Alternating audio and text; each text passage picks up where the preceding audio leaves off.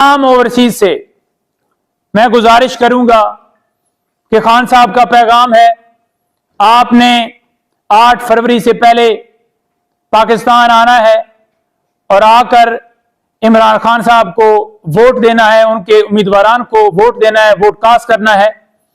और इस social media के प्लेटफॉर्म पे मैं ये कहना चाहूंगा कि जो मेरे भाई मेरी बहनें बुजुर्ग पाकिस्तान ना आ सकें, वो जितने रिश्तेदार हैं उनको फोन करें, उनसे राब्ता करें, जो उनकी फैमिलीज पाकिस्तान में है।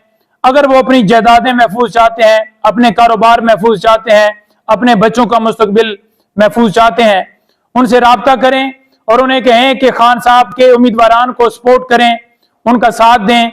उनको आप हमारा नंबर दें कि इस नंबर पर उनसे राब्ता करें। जैसे मैं अपना नंबर आपके सामने शेयर करता हूं, 034475400601, ये मेरा नंबर है, आप राब्ता करें।